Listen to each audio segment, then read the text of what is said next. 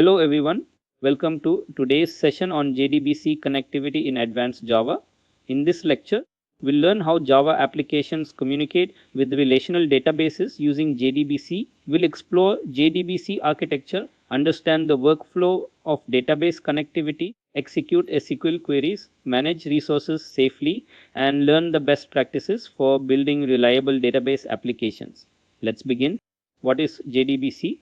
Let's start by understanding JDBC. JDBC or Java Database Connectivity is a standard Java API used to connect Java applications with relational databases. It is not a database itself but a collection of interfaces and classes in the Java SQL package. By using vendor-specific JDBC drivers, the same Java program can communicate with databases such as MySQL, Oracle, PostgreSQL, and SQL Server.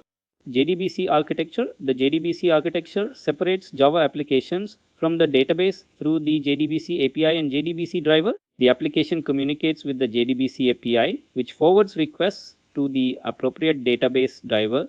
JDBC supports 4 driver types, but the type 4 thin driver is the most commonly used today because it is written entirely in Java, offers excellent performance, and requires no native libraries.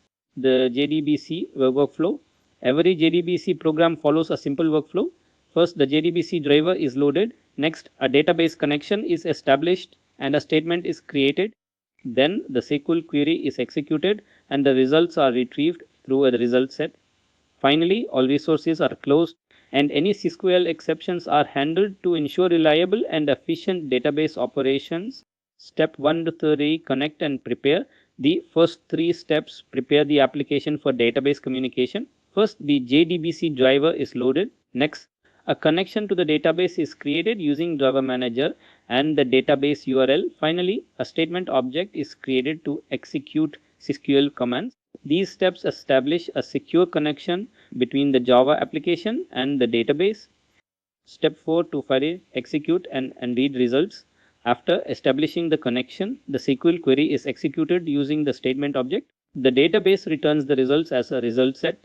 Using the next method, we move through each row one by one and retrieve column values with methods such as getIn, getString, or getDouble. This allows Java applications to process and display database records efficiently. Step 6 to 17, close and handle errors after processing the results. It is important to release all database resources. Modern Java recommends using try with resources, which automatically closes the connection, statement, and result set even if an exception occurs. This approach prevents resource leaks, improves application reliability, and simplifies error handling using Schooler exception. Key takeaways. Let's summarize today's session. JDBC provides a standard way for Java applications to communicate with relational databases. Follow the 7 JDBC steps for every database program. Prefer prepared statement for better security and performance. Always close database resources and use try with resources for automatic resource management.